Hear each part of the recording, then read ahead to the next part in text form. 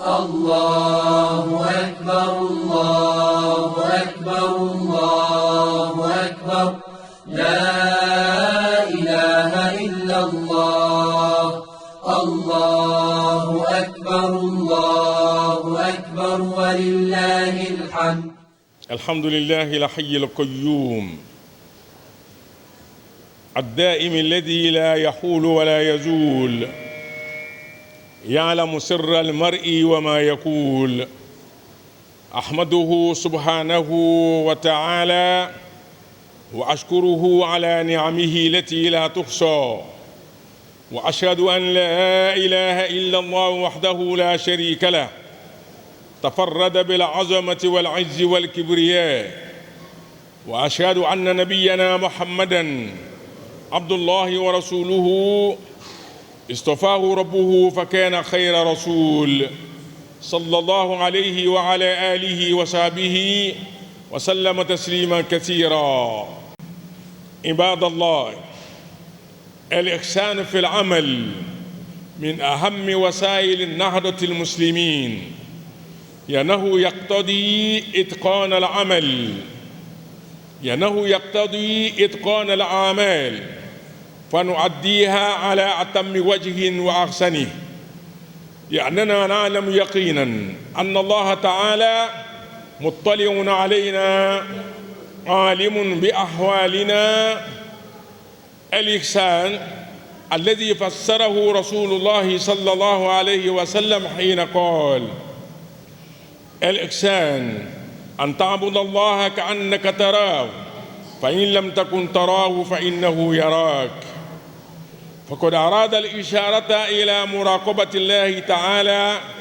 وحسن عبادته، فإن من راقب الله وأحسن عمله وأتقنه مصداق ذلك قوله تعالى: هل جزاء الإحسان إلا الإحسان.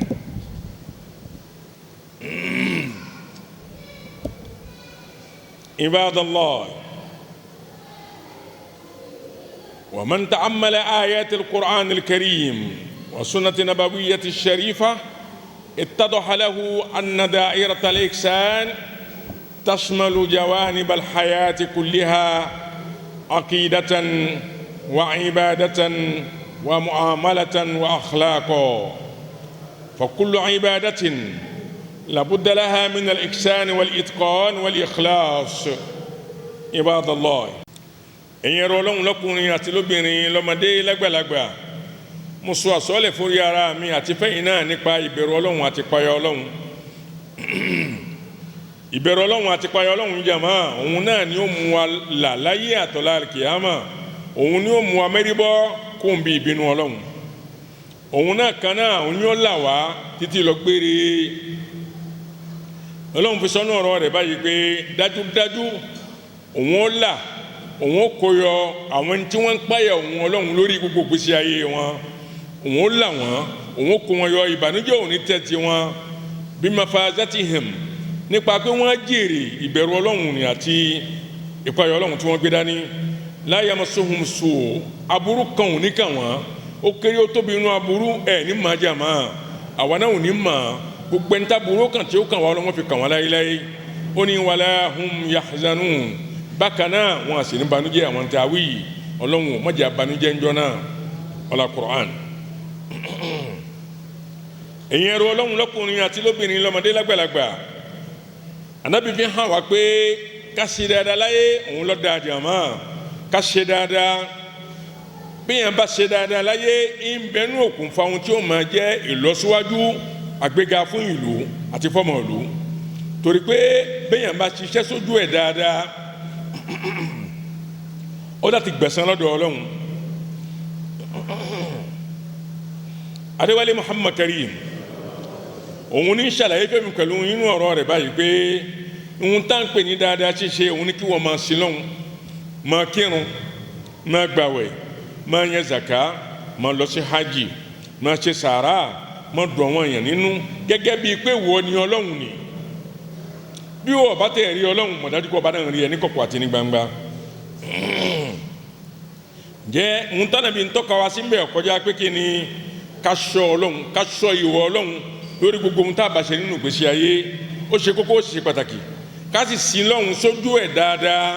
ká má sin lọ́hùn nítorí èèyàn ká má sin lọ́hùn nítorí ohun tá a fẹ́ jẹ Ànábì ní gbogbo ẹni tó bá ṣọ́ ìwọ Ọlọ́run àyètò Ànábì wa Muhammad Karim sallallahu alaihi wasallam tó tún ṣe ọwọ́ ẹ̀ ṣe tó tún ìrìn ẹsẹ̀ ẹ̀ ṣe tó ṣiṣẹ́ náà tó kúnná kó mà dájú pé Ọlọ́run ti sọ̀rọ̀ wọn sínú Suratul Rahman ó ní hal jazaa'ul ihsani illa al ihsan kò sí nǹkan kan fún gbogbo olùṣe dáadáa láyé tó kọjá pé kò ń fi dáadáa fi sánẹ́ san jàmá Ọlọ́run san wọlé san rí dáadáa pọ̀ nù ọ̀rọ̀ ẹnì kọ̀ọ̀kan wa ọlá Kùránì nọ́dọ̀ Ọlọ́run ẹ̀yin ẹ̀rọ Ọlọ́run lọ́kùnrin àti lóbìnrin lọ́mọdé lágbàlagbà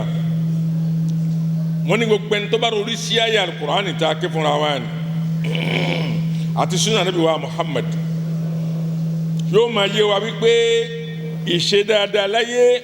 ó wà nínú tó ṣe pé ó ṣe pàtàkì ní kọ̀kọ̀ àti ní gbangba kíyàn ṣe dáadáa lọ́jà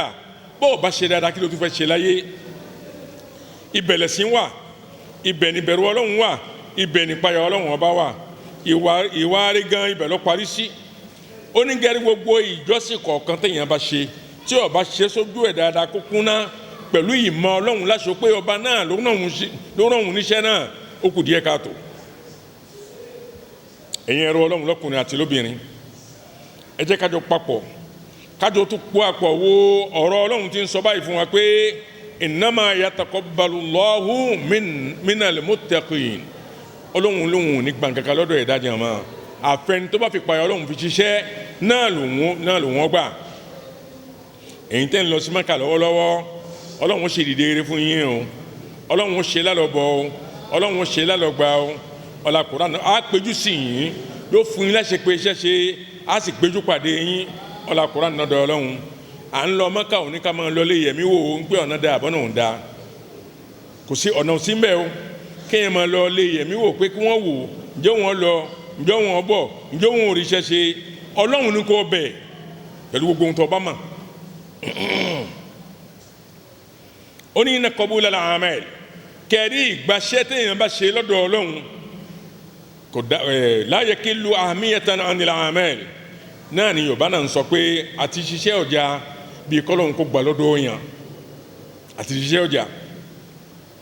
kọ́dà ṣíṣọ kọ́lọ́hún kó gbà òun tó peléke ju kéèyàn ṣiṣẹ́ náà lọ torí pààyàn Ọlọ́run ti ń bẹ ẹ̀yin ẹ̀rọ Ọlọ́run èyí tá a sọ yìí ṣe ọ̀rọ̀ àhesọ o ó wá látọ̀dọ̀ àwọn ànábì Ọlọ́run ó ní kẹ́rí bàbá náà wà ànábì Ibrahim aleyhi salatu wa salam ń wà tọ́lọ́hún ní kọ́kọ́ Káàbà níjọ́ náà wọn àtọmọ rẹ̀ Ismaila wọ́n tún kọ́ Káàbà náà bù ṣe àwọn náà dákẹ́ wọn àpanu mọ́ wọn bẹ lọ́hùn ní ìpè ìwọ Ọlọ́run taqabbal minna iṣẹ́ tó ní ká ṣe ìhun la forí ẹ̀ tì í yọ́nú sí fún wa má kọ́lé wa lọ́wọ́ má dàlú wa láyà ṣé ni tá jèrè ẹ̀ ní ìyá ayé àti gbọ̀ngbàlì kìyàmà torí pé ìwọ Ọlọ́run ìwọ lọ́ba ilé tí gbárò yìí ìwọ lọ́ba tí ìgbọ́ kan kù ó mọ kọ̀kọ̀ ó mọ gbangba ó mọ wájú ó mọ ẹ̀yìn ó mọ tún ó wò sí ó mọ òkè ó mọlẹ̀ gbà lọ́wọ́ àwọn má kọ́lé wọn lọ́wọ́ ẹ̀rí jẹ́ babaláwa Ibrahim nìyẹn tí ń jẹ́ baba àwọn anábì Ọlọ́run Ànábì Muhammad Karim sallallahu alayhi wa sallam tóun náà jẹ́ àríkọ́ṣe mi pẹ̀lú yín òun náà bọ́dún bá dé bíléyà tí ń bọ̀ yìí Ànábì a máa kó ẹran méjì lọ sí yídì ẹran méjèèjì tí ń kó lọ sí yídì eré àníyàn wo ni àkọ́kọ́ ń bẹ̀ bánàbí bá gbọ́ bẹ aṣọ báyìí pé bisimilahi allahumma taqabbal min muhammadin wa ali muhammadin takọ́kọ́ yìí tèmi Muhammad Karim ni àti gbogbo ara alẹ́ mi gbani bàdà má jẹ́ ọ jẹ́ àpamọ́ ẹran jẹ́ àpá ọ̀pọ̀lọpọ̀ ẹ̀ inú àwọn tó gbàṣẹ́ wọn inú wọn ni kò fi wá sí ẹran kejì Ànábì àsọgbà yìí pé bisimilahi allahumma taqabbal li ummati muhammadin èyí tá a palẹ̀ kejì yìí gbogbo mùsùlùmí tí ò ní rẹ́ran pa alágbàńlá ayé àwọn náà apá ilé yìí lórúkọ wọn ẹ̀rí pé Ànábì Muhammad Karim sallallahu alaihi wasallam aláàánú náà tí wọ́n pè nínú ìparí suratu Tawba ń pé harisun aleikum bil mu'minina ra'ufun rahim náà ládéwálé Muhammad Karim sallallahu alaihi wasallam ìdí nìyẹn tí Imam Papa máa ń kẹran méjì lọ sí yídì ẹ̀rí báyìí ẹ wá gbà ẹ dákun ẹ má ṣe mí gbọ́ kákẹ́ran méjì lọ yídì kì í sọ̀rọ̀ yẹn o kì í ṣe ọ̀rọ̀ yẹn bọ́lọ́hún bá ní kíkẹ́ débẹ̀ fólúwẹ̀ ọ̀dà púpọ̀ mo ti sọ fún yín tàkọ́kọ́ jẹ́ ti ìmáàmù àtàwọn ìyàwó àtàwọn ọmọ àtàwọn ẹbí ẹ̀ èkejì jẹ́ ti gbogbo ẹni tí ò bá rẹran pa bó ti wà nìyẹn bó o bá wá rí méjì mú lọ tọ́ ọ bá rí ẹ̀yọ̀kan mú lọ o ti ṣẹ̀sìn èrè báyìí jàmáà gbogbo ẹni títí ń pẹran ọbẹ̀ wọ òní ṣẹlẹ̀ gbogbo ẹni títí ń pẹran ọbẹ̀ wọ òní ṣẹlẹ̀ á rówó rà á sì pa pẹ̀lú rọrùn ọlọ́run agbanibàdà kò ní kọ́lé wa lọ́wọ́ ọlá Kùránì nọ́dọ̀ ọlọ́run ó ní wal muslim ẹ̀yin ẹrú ọlọ́run lọ́kùnrin àti lóbìnrin ẹ jẹ́ àṣìṣe rere síwájú ọlọ́run ká fi máa wá ojú rere ọlọ́run àti ká fi tẹ̀lé sunnah Ànábì wa Muhammad gbẹkẹrẹ àwọn ẹni àná àwọn ẹni rí àná wọn máa bẹ̀rù tí wọ́n fẹ́ ṣe gbogbo tí wọ́n fẹ́ ṣe pé ǹjẹ́ ṣe tá a fẹ́ dojúkọ yìí ń ta fẹ́ dáwọ́lé yìí níṣẹ́ ǹjọ́ lọ́wọ́n gbà á ǹjọ́ lọ́wọ́n yọ́nú sí i kò sí bẹ́ẹ̀ fáwa o ẹ má jẹ́ kó rí bẹ́ẹ̀ bó bá ti rí bẹ́ẹ̀ kẹ́rẹ́ ọlọ́run ò ní gbà á iṣẹ́ tá a ṣe tọ́lọ́run ò ní gbà ọlọ́run ò ní ràn wá o wọn ò ní ro kàn wá o ọlá Kùránì nọ́dọ̀ ọlọ́run ó ní kẹ́ rí àwọn àfa àgbà àná dáwọn táwa náà bá nínú ìlú yìí àtàwọn ń tá a mọ̀ àwọn náà wọ́n máa páyà síwájú ọlọ́run pé ìwọ ọlọ́run iṣẹ́ táwọn fẹ́ ṣe yìí náà ṣe níṣẹ́ ìtẹ́wọ́gbà má kọ́lé wọn lọ́wọ́ torí pé àwọn ò ní ṣe sójú ẹ̀ bọ́lọ́hún ti fẹ́ bàdà Muhammad Karim ti pẹ́ àmọ́ bágbára àwọn bá ṣe máa náà làwọn ò fi ṣe é wọ́n sì máa gbìyànjú ẹ̀ síwájú ọlọ́run jọ̀dọ̀wọ́ èmi náà ọ̀dọ̀wọ́ ẹ̀yin náà jàmá kò yà sẹ́yìd ẹ̀yin ọlọ́run lọ́kùnrin lóbìnrin ittaqullaha ta'ala fil awqati wal ayyam ẹ jẹ́ apáyọ̀ ọlọ́run ní gbogbo bí tá a bá bẹ́ wà àti ní gbogbo àkókò tá a bá wà à ń bẹ fúnra wa ni à ń bẹ pẹ̀lú àwọn ọmọ ni à ń bẹ pẹ̀lú ẹbí ni à ń bẹ níbi iṣẹ́ ni ibi yòówù tá a lè wà ẹ jẹ́ àmọ̀ nǹkan lọ́wọ́n bá ń bẹ pẹ̀lú wa pé fa inna Allaha raqibun la yaghib ọba tá a wí ọba àríwárẹ̀yìn ni ó mọ̀ mí ó mẹ̀ ọba náà pamọ́ fẹ́ nìkan qayyumun ọba àṣẹmí gbére ni la yanam ọba náà ò ní sùn kì í sì sùn àfáà Aliyu kọ́lọ́hún kọ́ bá wa jàkọ́ ní àdójúkọ ẹ̀ ọ̀sọ́ báyìí nínú ọ̀rọ̀ rẹ̀ pé àtẹ̀mí àtẹ̀yìn náà ẹ jẹ́ ká ṣe àkólé kan ọ̀rọ̀ ṣẹ́ tá a bá ṣe nípa pé ǹjọ́ lọ́hùn ó gbaṣẹ́ náà àbí kò ní gbà òun ni kó ṣáájú torí pé ọlọ́hun lóhùn ò ní gbaṣẹ́ kan àfi kó jẹ́ pé iṣẹ́ tá a bá ṣe pẹ̀lú ìbẹ̀rù ọlọ́hun àti ìpayà ọlọ́hun ǹjẹ́ nípa báyìí ọ̀rọ̀ wáyé arákùnrin kan ọ̀tọ̀ Ànábì wa Muhammad Karim wa ń sọ fún Ànábì báyìí pé ara'ayta rajulan gaza yaltamisu al-ajra wa dhikra ma lahu ẹ tẹ́ di sí mi jama arákùnrin ló bá Ànábì wa Muhammad Karim ń sọ fún báyìí pé ìwọ òjíṣẹ́ ńlá Muhammad àríkọ́ṣe wa lọ jẹ́ ìwọ ló sì fi ìwọ láfi ní mana ìwọ lọ́lọ́run rán sí wa láyé èèyàn jáde láyé ó lọ jagun ogun tó lọ jà yìí ń kàn múná pé kọ́lọ́hún kó sàn òun lẹ́sàn lérí ogun náà tóun lọ jà àti pé tóun bá jagun náà bù ṣe kí gbogbo ayé máa mọ̀ pé òun jagun malahu irú wọn bẹ́ẹ̀ kí la lè sọ nípa wọn. Qala Rasulullahi sallallahu alayhi wa sallam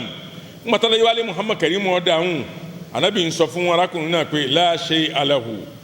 fa'adaha thalatha marrat ay la shay'a lahu la shay'a lahu Ànábì fèsìnà mẹ́ta pé irú wọn tó bá jẹ́ pé nítorí kan lè sọ pé ọjàgun lọ́lọ́ fi ṣe kò sí ládàá kan mú tó fẹ́ gbà níwájú Ọlọ́run. Ànábì sọ̀rọ̀ yìí lẹ́ẹ̀mẹ́ta ǹjẹ́ ń jẹ́kọ̀ ń pé kẹrí Ọlọ́run kì í ní gbaṣẹ́ kan lọ́dọ̀ ẹ̀dá tí ìbá ti ṣe pé ìtorí Ọlọ́run la fi ṣe é bí èèyàn bá ṣiṣẹ́ torí kárí mi nítorí àlíyáwó iṣẹ́ náà ti bàjẹ́. ǹjẹ́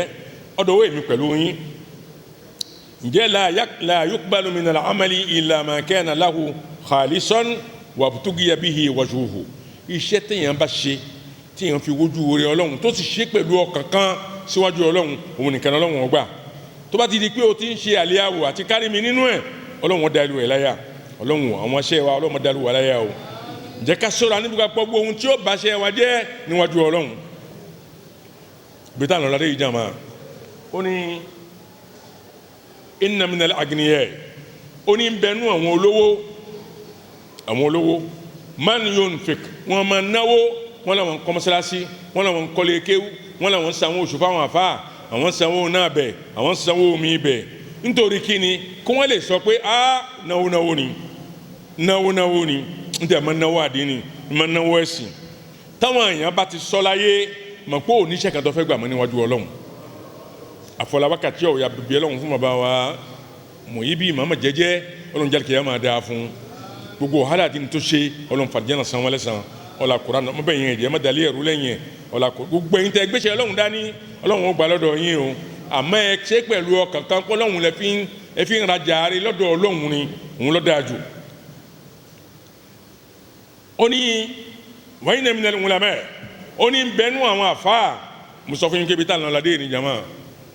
ń bẹ́nu àwọn àfáà àwọn olùmọ̀ wọ́n máa sọ pé àwọn nímọ̀ kò burú wa kọ́ àmọ́ gbogbo ohun tí wọ́n bá sọ wọ́n máa sọ ní sọ pé kẹ́lì mọ̀ wọ́n pé àfáà làwọn ìmáàmù làwọn ǹjẹ́ ilẹ̀ tó mọ́ lónìí ní sí jama ǹjẹ́ nìkan ti ṣe ládàá kan mọ́ sọ́àlì c'est une question ǹjẹ́ nìkan tún ṣiṣẹ́ ládàá kan mọ́ gbogbo iṣẹ́ tá à ń ṣe lónìí iṣẹ́ kí ni ẹ̀ǹtẹ̀rẹ̀ lọ́kàn là ń ṣe lọ́wọ́lọ́wọ́ nísìn àti ìmáàmù àtàfà ṣé nǹkan rẹ̀ kan lè yí ni iṣẹ́ tọ́lọ̀ ń bẹ̀ wá nìyẹn ṣé iṣẹ́ tọ́lọ̀ ń bẹ̀ wá nìyẹn ká máa rán ohun tí ń tà gbọ́dọ̀ máa rán òun ni ǹjẹ́ fàádà lè ṣe mí ọ̀dọ̀wọ́ èmi náà tẹ̀yìn náà ẹ̀ la hazard ká ṣọ́ra hatta la yuhbitu Allahu amalana kọ́lọ́hún má daṣẹ́ wa lù wáláyà jama ó ṣe pàtàkì ó ṣe pàtàkì jímọ̀ làwa yìí bọ́bá wá ní ìwà pé kán lè mọ̀ pé mo wá jímọ̀ náà ni ó ní ládàá kan tó fẹ́ gbà ìwọ wá jímọ̀ ní ìwà pé ọlọ́run ló pàṣẹ jímọ̀ ọlọ́run mo sì fẹ́ kí jímọ̀ fún kọ́lọ́hún gbà lọ́dọ̀ ẹ̀. Ibadallah ẹ̀yin ẹ̀rọ ọlọ́run lọ́kùnrin àti lóbìnrin ó ní kẹrì inna tawfiqa bil amali salih ni'matun kubra ọlọ́run náà yẹn ń ṣe eré ṣe kó mọ kọ́mọ́sáàsì tàwí yìí náà kó mọ sanwó ojú fáwọn àfa kó mọ ṣe kí ni àwọn ntara ni kó mọ gbà wọ́n lẹ̀ àwọn tó wà ní dòtó kó mọ fún wọn lówó kó mọ rògùn fún wọn iṣẹ́ dáadáa mọ̀ ní. ni'matun kubra iṣẹ́ dáadáa ni tọ́lọ́hún fẹ́ tálẹ́bí Muhammad Karim fẹ́ lakinnaha àmọ́ kó tó di pé iṣẹ́ ní ṣe lọ́dọ̀ ọlọ́run òun ni kí ni òun ni kéèyàn máa tọrọ pé ọlọ́run gbaṣẹ́ yìí lọ́dọ̀ mi má kọ́lé mi lọ́wọ́ má dàlú wà láyà tó o bá ti ṣe tó o fi wojú rí ayé tó o fi ṣàlíyàwó tó o fi ṣe kárí mi mọ̀dájú kọ́ lọ́wọ́ gbà bó ti wà nìyẹn ẹ̀yin ẹ̀rọ ọlọ́run lọ́kùnrin ó ní kẹ́ẹ̀mà ìzà alimala abdu ńgbà tẹ́dá bá ti mà mọ̀dájú pé gbogbo iṣẹ́ tó ń bá ṣe wọ́n dá lóhun láyà nípa nítorí àwọn nǹkan kan nínú ẹ̀ ma'rifata asbabil qabul kéèyàn mọ̀ pé iṣẹ́ yìí iṣẹ́ tọ́lọ̀ ń gbọ́dọ̀ gbà lọ́dọ̀ òun ni nígbà tó bá ṣe pẹ̀lú àníyàn kan ṣoṣo àníyàn mímá tó sì ṣe sójú ẹ̀ dáadáa tí ò ṣe sáàbọ̀ ọlọ́run lóhun ó gbà ǹjẹ́ faiza wajadaha fi náà téèyàn bá rí bẹ́ẹ̀ la nínú ìgbésí ayé ẹ̀ falyahmadillah kó máa dúpẹ́ fọlọ́run ní kọ̀kọ̀ àti ní gbangba ọlọ́run náà wọn níṣẹ́ rẹ̀ ṣe jàmọ́ ọlọ́mọṣà náà wà níṣẹ́ bẹ́ẹ̀ ṣe ọlá Kùránì lọ́dọ̀ ọlọ́run ǹjẹ́ kọ́mọ́ àdàdúró náà mo fi sọ fún yín gbogbo ẹ̀yin tẹ́ sẹ́wọ́n sí rádìó inú àwẹ̀ nìkan kọ́ ni wá sí i ẹ̀yin tẹ́ fún àwọn ọmọ òrukàn tẹ́ fún wọn lóúnjẹ tẹ́ wọ̀ wọ́n láṣọ tẹ́ ṣe dáadáa fún àwọn tí ọkọ wọn ò sí inú àwẹ̀ nìkan kọ́ mọ̀táwẹ̀ ti lọ ẹ má dàdúró ọlọ́run ní báàsì kì í yín jẹ́ èyí tó ní kálukú yín múdání tẹ̀ ń ṣe níṣẹ́ ẹ múra sí kẹ́ ẹ máa ṣe ọlọ́run ló lè san ó ní inna Allaha la yudi'u ajra al-muhsinin gbogbo oníṣẹ́ rẹ̀ láyé òun ò ní rẹ̀ sàn wọn láre. nínú àwọn okùn fa kọ́lọ̀hún kó gbaṣẹ́ lọ́dọ̀ ìdájọ́ àmọ́ istisgarul amal bọ́ bá ṣiṣẹ́ iṣẹ́ yòówù tó lè jẹ́ mọ́sáàsì lọ́kọ́ ni ilé kéwù lọ́kọ́ ni ilé àwọn ọmọ òrukàn lọ́kọ́ ni àwọn aṣẹ́ bẹ́ẹ̀ tó bá ṣe má gan pa pé a ti ṣe àwa náà la lè ṣe kò sẹ́ni tó lè ṣe níjọ́ tó bá ti ṣe bẹ́ẹ̀ kẹ́rẹ́ iṣẹ́ náà ti bàjẹ́ ìwọ máa sọ pé iṣẹ́ yìí ọlọ́run bó ti kéré mo ṣe kéré mo ṣe yìí o gbà lọ́wọ́ mi o má kọ́lé mi lọ́wọ́ o má dànù mi láyà nígbà ni ọlọ́run gbàṣẹ́ náà ádámù ń jubọ̀ gbòòrò ẹ̀rí ó ní innal insana kẹrẹ́ dẹ́yìn báyọ̀ òkú lè ṣiṣẹ́ sí báyọ̀ òkú lè ti ṣẹ́ síwájú ọlọ́run sí tí ó bá ti mọ̀ pé fi dú fún ọlọ́run lórí gbogbo bí ti ń ṣe ọlọ́run lòun nígbà ìyẹn nípa báyìí gbogbo iṣẹ́ téèyàn bá ṣe kó má jà pé yóò jọ wá lójú nígbà tí iṣẹ́ bá ti jọ yàn lójú iṣẹ́ bàjẹ́ níwájú ọlọ́run gbogbo iṣẹ́ tá a bá ń ṣe ọlọ́run níjọ́ jọ wá lójú ọlá Kùránì lọ́dọ̀ ọlọ́run lẹ́yìn náà kéèyàn máa rántí pé ẹlẹ́ṣẹ̀ ló ń ẹrú ẹlẹ́ṣẹ̀ ní wájú àmọ́ ibi tí ilẹ̀ ti mọ́dé lónìí nísìn wọn náà mọ̀ ní tó ti rìn yẹn o ti mọ̀ gbèsè tó gbé o èyí tó gbé tó dáa wọn náà mọ̀ èyí tó gbé tí ò dáa wọn náà mọ̀ èyí tó gbé tó fi ba nǹkan jẹ́ wọn náà mọ̀ inú àwọn kò fà tọ́lọ́hún fi ń gba sẹ́rẹ́dọ̀ yìí dá al-khawfu min raddil amal òun kéèyàn máa pààyà pé ìwọ ọlọ́run mo kọ́ṣẹ́ ilé mi lọ́wọ́ o mo dàlú mi láyà o wa adamu qabulihi àyìnmágbà òun náà ní kéèyàn máa rìn kà síwájú ọlọ́run pé ìwọ ọlọ́run gbàṣẹ́ yìí lọ́dọ̀ mi ó láti máa níran kà síwájú ọlọ́run kó o sì máa bẹ lọ́hùn lọ́pọ̀lọpọ̀ àti láti máa jẹ́ istighfaru lọ́pọ̀lọpọ̀ ṣáájú kó o tó gbéṣẹ́ kan ṣe nínú gbèsè ayé jama ó ní inú àwọn òkùnfà tó já sí pé ọlọ́run fi máa ń gbaṣẹ́ lọ́dọ̀ ẹ̀dá al-iksaru minal amali saliha kéèyàn máa diṣẹ́ eré mú ní gbogbo ìgbà bá yóò kíṣẹ́ náà kéré tó kó sàjẹṣẹ́ eré innal amala salih ó ní kẹríṣẹ́ eré lọ́dọ̀ ọlọ́run kashajaratin tayyibatin ó dùn gbàtẹ́ yẹn ò bá fi igi fi lọ́lẹ̀ igi tá a bá fi lọ́lẹ̀ ó ní ìdí kíkà máa fún lómi tá a bá ti ń fún lómi túláàsì yóò máa gbèrú bẹ́ẹ̀ títí yóò so èso tá a bá fẹ́ nígbà tó bá so èso túláàsì èso yìí tó bá so yóò ṣàǹfààní fẹ́ yẹ yóò ṣàǹfààní fẹ́ yàn yóò ṣàǹfààní fẹ́ nìkẹ́ni jàmá ọlọ́run kò ṣe wálé ní tí ó mọ tó tẹ̀yàn ṣe má ṣe wálé ní tí ó mọ bá tẹ̀yàn jẹ́ ọlá Kùránì lọ́dọ̀ ọlọ́run mo rò pé La Fontaine òun náà sọ̀rọ̀ nípa ọ̀rọ̀ gbèsè ayé tá a sọ yìí ó ní celui qui a planté un arbre avant de mourir n'a pas vécu inutile ẹ̀rí àwọn náà rí tó kàn ọ̀rọ̀ alẹ́ Muhammad Karim lọ sọ ẹ̀sìn wẹ́n tó sọ̀rọ̀ jàmá ọlọ́run kó gbéṣẹ́ eré gbọ́wọ́ ní kọ̀ọ̀kan wa o kí iṣẹ́ eré pọ̀ ní ọ̀rọ̀ wa o ọlá Kùránì lọ́dọ̀ ọlọ́run gbogbo ẹni tí ọ̀gbádùn ń lé lè dò tó ọlọ́mọṣẹ́ àbẹ̀wò gbé wọn dìde wọ́n lé wà láfíà fàlàfíà torí kí ara wọn àwọn tí ń bẹ lójú ilé ọlọ́run gbọ́ wọn náà dìde ọlá Kùránì àwọn tí ń bẹ láhàámọ́ ọlọ́run tó wọn lẹ̀ pẹ̀lú dáadáa ọlá Kùránì lọ́dọ̀ ọlọ́run àwọn ọmọ tí wọ́n kọjá fún ìdánwò tí wọ́n lọ sí oral ọlọ́run bá fi wọ́n ṣe kò ń gẹ́rẹ́ ṣe ní oore àṣejálẹ̀ ọlá Kùránì gbogbo náà wò bẹ̀ ọlọ́run jọ rọrùn fóbi bímọ